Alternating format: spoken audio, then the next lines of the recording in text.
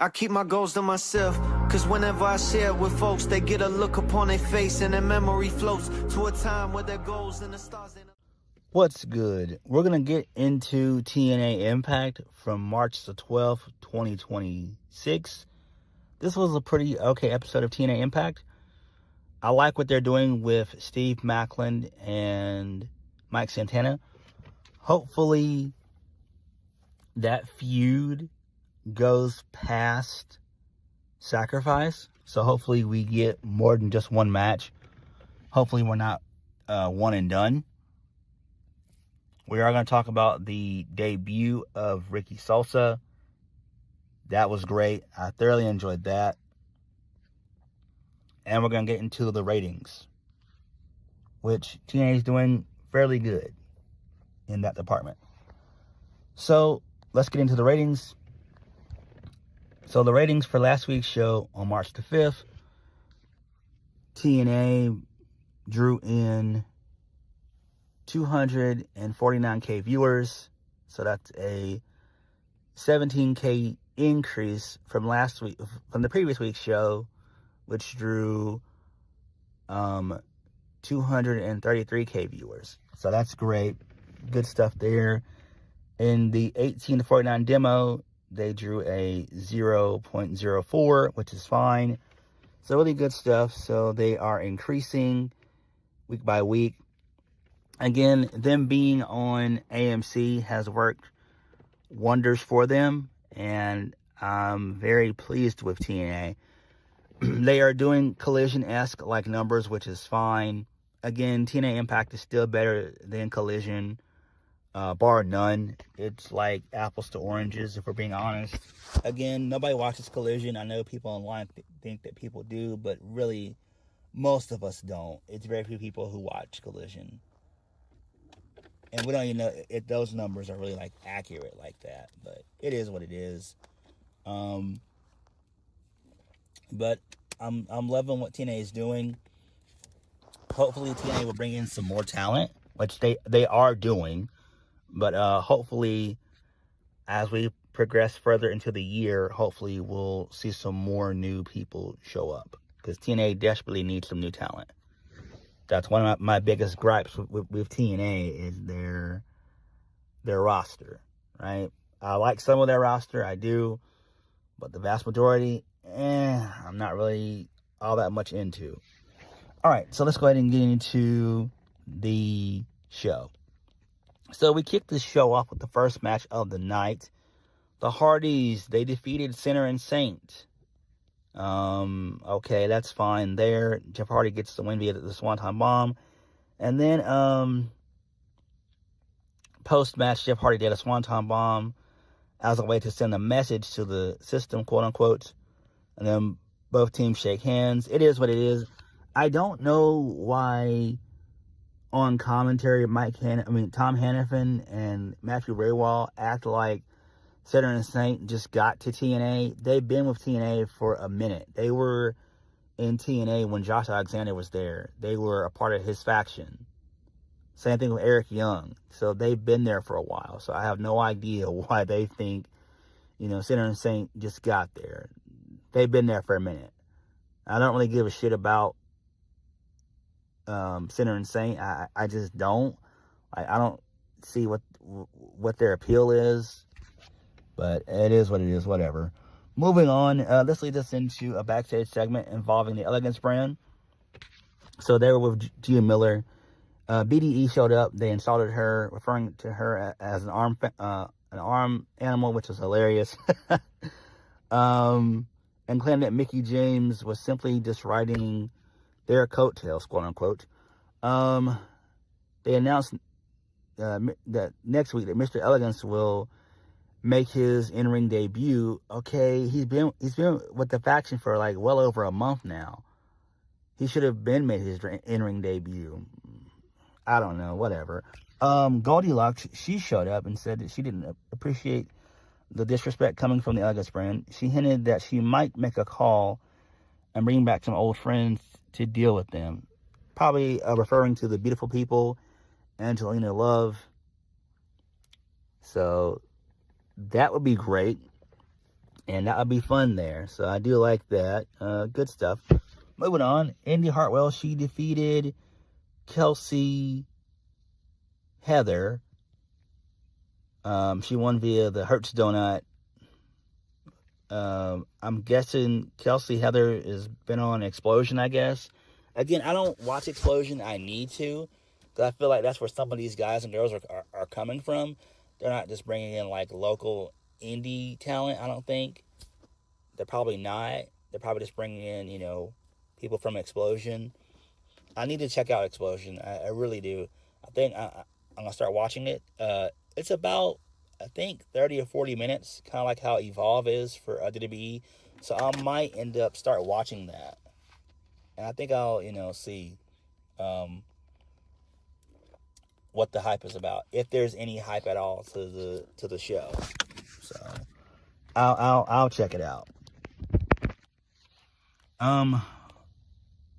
Post-match, Indi Hartwell gets on the mic and she demands a title shot from Ariana Grace. So Ariana Grace just shows up and laughs in Indi Hartwell's face, which was hilarious. I love that. Telling her to get in line, and that Indi Hartwell said that she's going to add herself to Ariana Grace's long list of upcoming challengers. You know, from Tessa Blanchard, Danny Luna, and who else? I can't remember the other person. Oh yeah, Lei Ying Lee, Xia Li. Okay, that's fine there. Again, I'm not too big into Indi Hartwell. Again, ever since she had that awful match with Tessa Blanchard, I kind of really lost a lot of hope and faith in Indi Hartwell. But, you know, I kind of wish the TNA would get rid of her. They're not. They should, but they're not. And I have no idea why.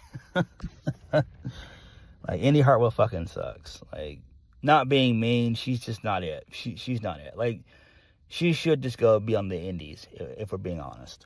Or, call up Tony Khan and go and work for him. You know, you can be on Collision and Ring of Honor. I mean, she'll be making probably 6 figures, but you know, that's where she'll be. Moving on. We go backstage. So the Hardys, they thank the Righteous for having their backs against the system last week. The Righteous said that they'd be there for them if they ever needed them. So the Nemeths, they showed up. Ryan and Nick Nemeth, they showed up. And they said that they have their eyes on those tag team titles. Ryan reminds Jeff Hardy that he beat him not too long ago, which is true. That's fine. Again, TNA's tag division is total ass. It's not really like they have an actual real division. Man, it's just TNA's tag team division is not good outside of the Hardys. Like, that's their only over team. Everybody else is just there. Man. TNA needs help in that department like nobody's business. I don't know. I don't know what they can do. And then again, we don't know when WWE is going to do their releases. It'll probably be in May this year. Usually it's in April. It's going to be in May because WrestleMania is late April this year. So we don't know when they're going to do releases really for WWE on that end. But TNA needs some help in the tag division department. They really, really do. Moving on. Trey Miguel, BDE, and Rich Swann, they defeated the Order 4. So there's that.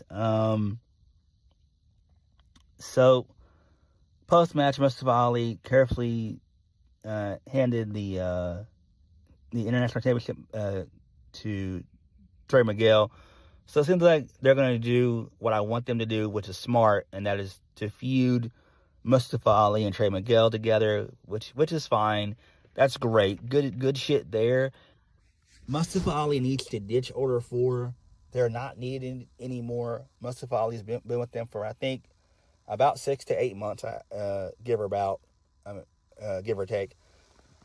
It's time for Mustafa Ali to move the fuck on from the Order 4. It's time. Enough is enough. I like Tasha Steelz and the Good Hands. They're okay. But it's time for Mustafa Ali to be on his own. Right? Like, he's a great heel. He's excellent. And I would love for him to just be a heel by himself. He does not need Order 4 anymore. Enough. Moving on. Mike Santana is backstage. He's looking for Steve Maclin. He's confronted by Dario Ray, who warned him that if he lays a hand on Steve Maclin, he will be stripped of his title.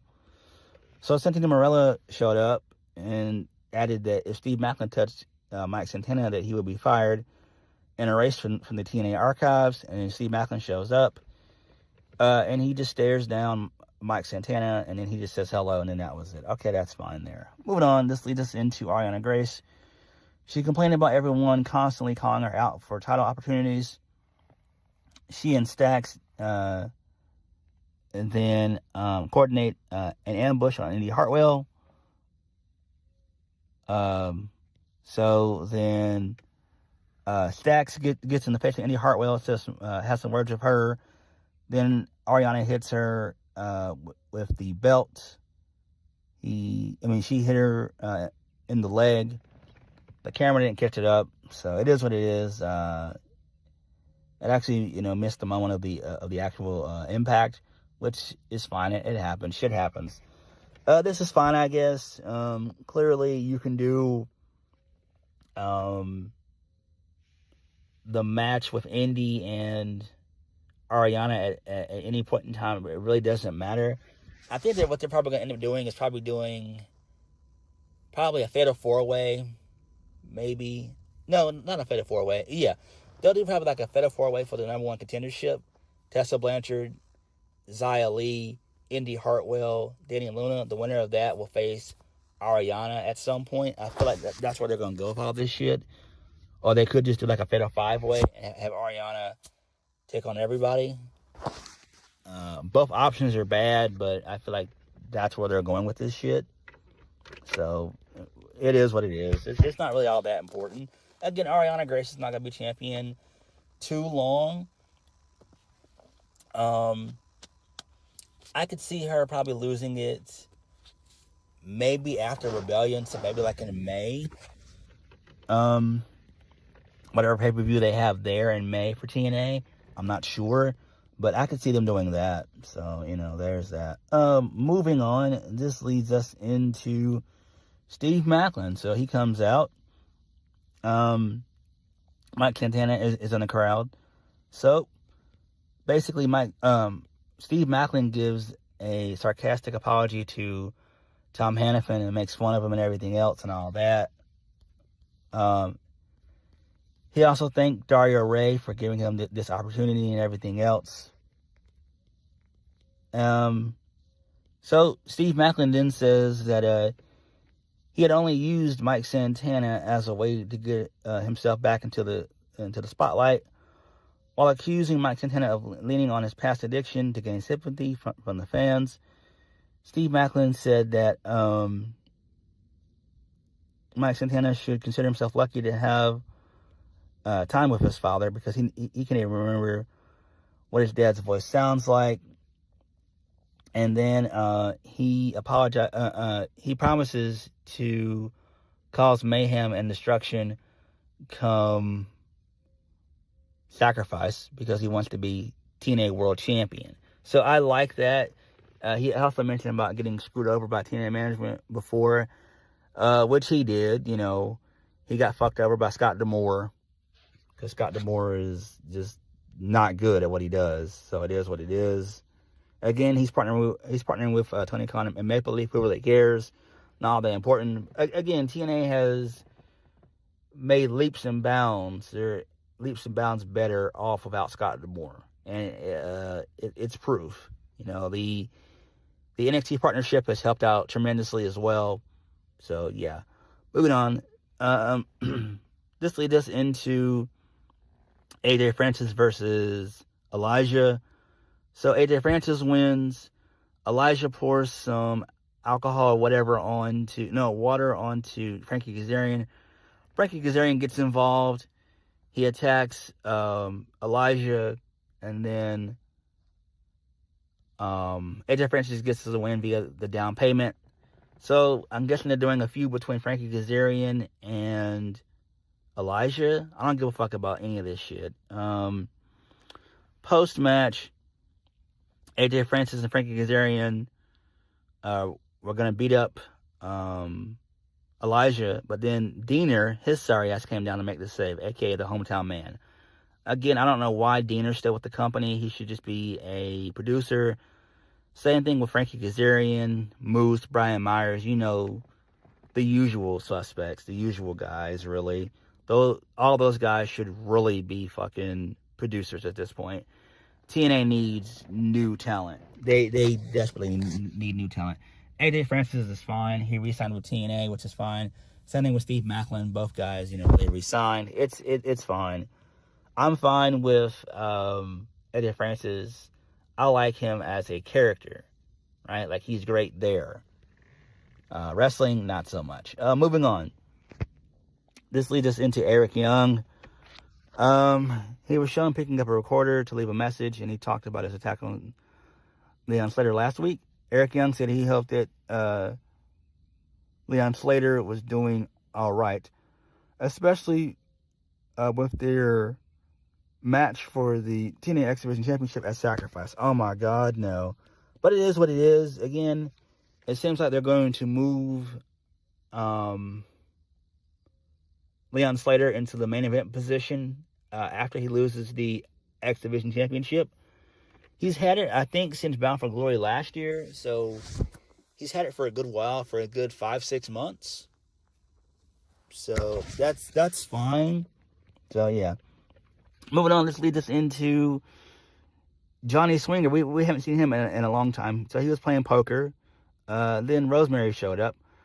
Rosemary cryptically said that stated that 2 sins had already been dealt with, but 5 more still remained. Then the bunny showed up, and she said she was happy to finally be talking to real people again. So Ali's back. Okay, that's fine there. Whatever. Okay, who cares? Moving on.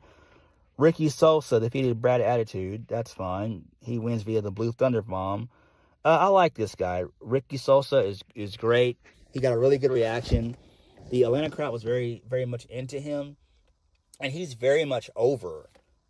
He's very much over. He's gone very viral for a while now. So, good call on TNA. Hopefully they lock him into a 3-year deal. So that way WWE won't get their hands on him. He's 21, same age as Leon Slater, so that's fine. And hopefully he will do well with TNA. And, you know, that's fine. Good shit there. Moving on, main event of the evening.